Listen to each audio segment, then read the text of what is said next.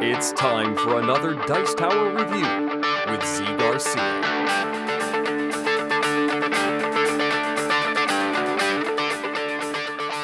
Hey everybody, today I'm taking a look at a small ladder climbing card game called Ladder 29.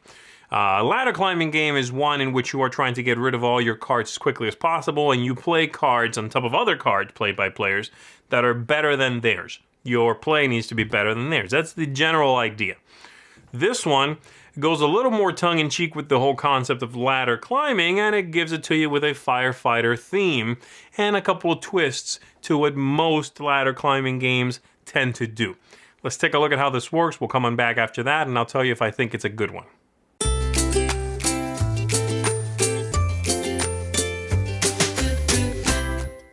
So here's what you get with the game. You're going to get a deck of cards made up of 4 different suits. The numbers go between 1 and 15. There's also a couple of special cards. I'll come back to those in 1 second. You are going to get some handy-dandy reference sheets here, double-sided. That's one side, that's the other there. They tell you the ranking of the colors, as well as the kinds of plays you can make. You got the score track, the markers. You have these cards here that you can use to replicate the score track if you want to take the game on the go and not use the score track. It's very portable anyway, but they do include these. That's a nice touch. And then you have these cards that are the conditions for the round. You're going to have a start player one. It tells you over here the kind of scoring you'll get depending on when you go out, which is getting rid of all your cards. That's what you're trying to do. In this case, with this card, if you go out first, you'll get 6 points. If you go out second, you'll get 3. That keeps dropping.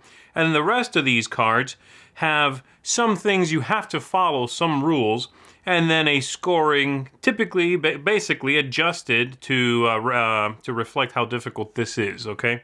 So in this case, it says that runs must end with odd number cards. When you play a run, it has to end with an odd number, but if you go out first, you're going to get 10 victory points for this one.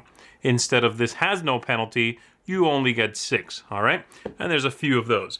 So the special cards are right here, and you're going to get 2 rookies, like that. 2 rookies, and they are zeros if you play them by themselves or in a run. But if you play them together, they are the highest pair in the game.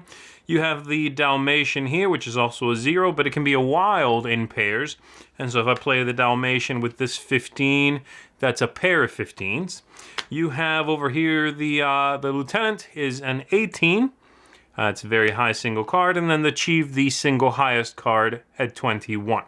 So you're going to shuffle all these up to play the game. You are going to give everyone 13 cards. Everyone is going to put their score marker here at the bottom. I'll just replicate a game with 3 players for now. So everyone gets 13 cards, and then from those 13, I'm not really going to count these. I'm just going to do that. It's close enough. Just for our overview, but again, everyone gets 13 cards. Everyone's going to take a look at what they've got, and they're going to pass 3 cards to the player on their left. So you pick whichever 3 you want. So this player gives this player 3, this one gives that player 3, and so on, all right? Assume I did all that. And then you are going to, from these cards here, we're going to flip over as many as there are players, which means that the pool is equal to 1 more than the number of players, because the start player card here is always included, all right? I'll set the rest of these aside for now. And now, starting from, by the way this goes is actually like this, randomly so. Starting from whoever is in the last place, because you started 1, 2, and 3 points, whoever's in last place is going to pick the card that's going to apply to them for this hand.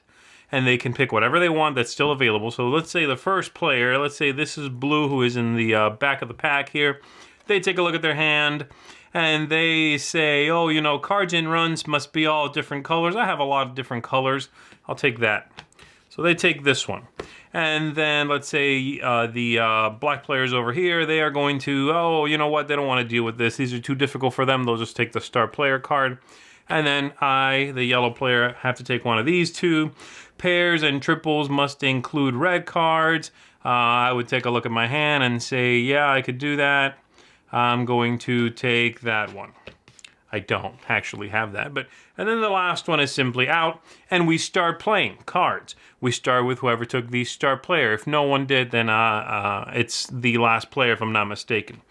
So this player is now going to start attempting to get rid of all of the cards in their hand. On your turn, you are going to, if you are leading, if you're starting a new play, you can play any one of these things. You can play a single card, and then the players after you are going to play single cards, beating this one until everyone passes, basically until it comes back to you and you're still the one leading. You win it, you remove the cards, and you play a new thing to continue getting rid of your cards. So you can play a single card. You can play pairs, and this player has no pairs. You can play a run. Now a pair obviously would be 2 11s, 2 14s, whatever. You can play 3 of a kind. You can play 3 14s, 3 7s, whatever. You can play a run, which is at least 3 cards. Colors don't matter. The number sequence matters. So a 13, 14, 15, that's fine. And you can play 4 of a kind, which of course is 4 6s, whatever. All right. When someone plays something, everyone else must follow with that same exact thing.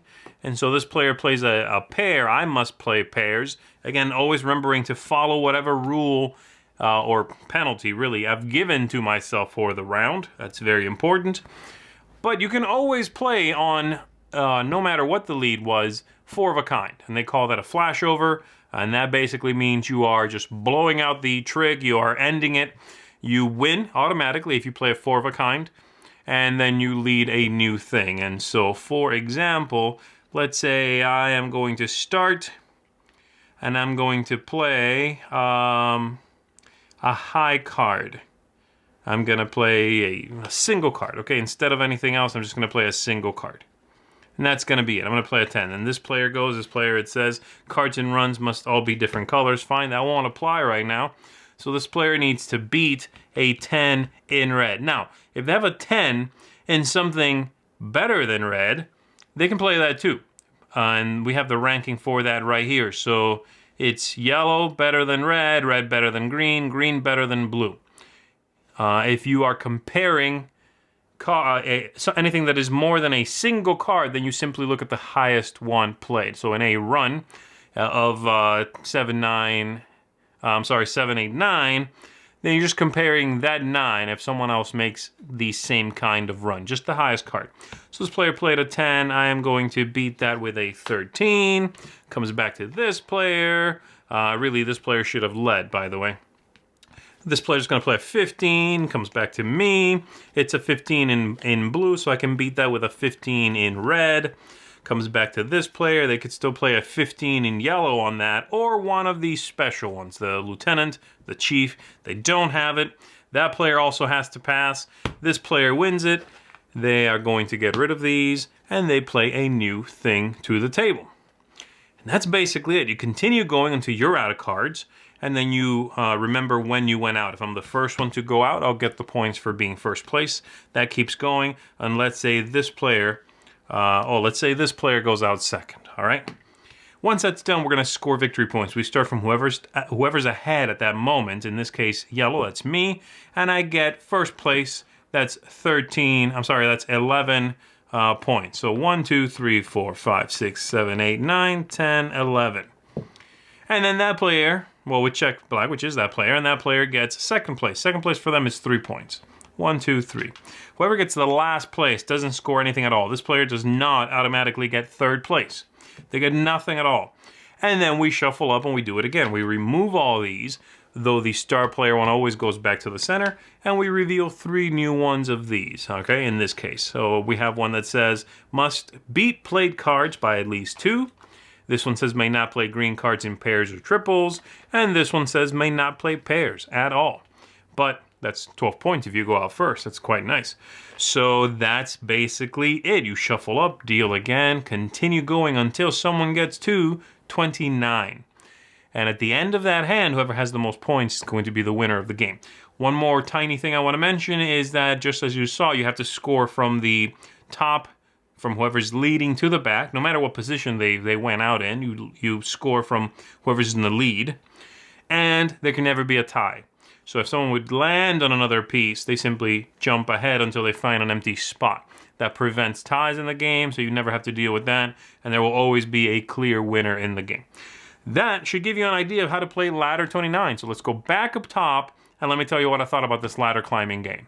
All right, so there it is. That is Ladder 29. Let's talk about it. I'm going to start with thematic ties. I think the theme in this game is great. I love that it's a little tongue-in-cheek with the whole ladder climbing games, but a firefighter theme is very underused. It's getting a little more love lately. This year there's been a lot of, paramedics and firefighters and that kind of theme. There's been a lot of that. But it's great. It's a great theme. It's a real world theme that works well, is clever, it's interesting, it's engaging, everyone gets it. So I really like the theme here.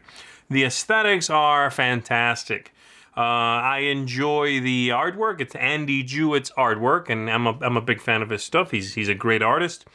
Everything is cohesive. The suits, as they have been drawn and designed, are really neat and thematic.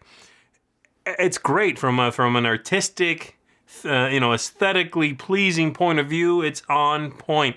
Card quality is fantastic. The whole thing just looks and feels very satisfying. Replayability, also scalability. Replayability, I found to be good. It's the kind of game that is that whole. It has that potato chip feel to it, where I kind of want to play one more, And if you have a group that really enjoys ladder climbing games, I think you're going to get a big kick out of this one, and it's going to be replayable. The goals certainly help, right? Those conditions. I don't want to call them goals, but the modifiers. Taking a look at your hand of cards and going, playing pairs, or rather not playing pairs, is one of them that says you can't play pairs. If you look at your hand and you go, not being able to play pairs doesn't actually hurt me, don't have any pairs. I'm taking that one. That's great. I love those moments, that synergy, being able to spot a good scoring opportunity that is not that much of a detriment. And so that's kind of what you're going for. And it feels good being able to pull ahead in one of those, being able to play a really nice long run, because I showed you in the overview, you can play a run of 3, but it's 3 or more. So you could play a run from 4 to 9 if you want to, right? And most people can't follow that, so it's great. It feels great to play all those cards out. So the replayability is there. And the scalability, I think, is really nice as well. I like that the last player doesn't score at all, so you don't have that problem, and it self-adjusts, The other thing is, if you do find that playing to 29 points is too long, there is a variant in the book that says you can simply play 4 hands. Whoever's winning at that point is done. Though I've usually found that the game ends on the 5th or 6th hand anyway. So that's the deal with that. Game length is perhaps a little long if you play to the full 29, depending on the number of players. But as I just said, you can choose to play just 4 hands. Same exact game, nothing changes. Just try to do the best you can anyway, okay? Ease of play, which includes fiddliness, any weird design choices, things like that. I find the ease of play to be pretty high. The only thing I don't like, and it's pretty much my main negative, is the fact that the scoring track goes up and then back down and then back up. I get why they did that. It's still not a good thing. People need to stop doing that, okay? It's confusing. I know the numbers are all there. I realize it, but it's a force of habit. If I pushed it all the way up the first time and I'm halfway down the track in the middle, I might instinctually just push it back up, which actually is taking points away. So that's the only thing I don't like, okay? And lastly, tactics and strategy and luck. There's going to be some luck here. You are being dealt a hand of cards, but you do pass some, and you do draft how you score. You can help yourself those 2 ways, okay?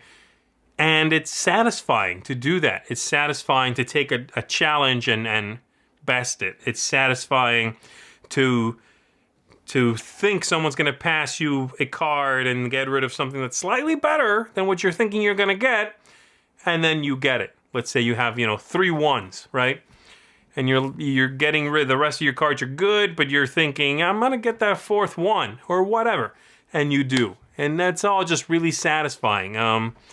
if you enjoy trick-taking or ladder climbing games, if you're a fan of the genre, if you are very well versed in it, I don't know if you're gonna adore this one. The twists are here, but they're not revolutionary. It feels like a classic game, but it feels like a classic game. It's fantastic. It's the kind of game that I think should be a staple in your aunt's house in the closet, right? It's the kind of game that when people get together for the holidays, you can bring out and play. It's got that feel. It has that appealing theme, that look. It feels like a classic. I think this, in my opinion, this is the best game that Green Couch Games has put out because it's fun, it's instantly appealing, and it has that classic vibe. It feels like it's been around for a while, So with that in mind, I'm going to recommend this game. I'm going to give it a seal of excellence. And I'm going to tell you, go out and check it out if you enjoy the genre at all. I think you're going to get a kick out of this one. That is Ladder 29. Thanks so much for watching the Dice Tower videos. Find more great videos and reviews, as well as our top-rated audio podcast at Dicetower.com. You can also find other great shows at Dicetowernetwork.com. I'm Eric Summerer, and you've been watching The Dice Tower. The Dice Tower is sponsored by Cool Stuff Inc., where you can find great games for great prices. Cool stuff in stock. Check them out at CoolStuffInc.com.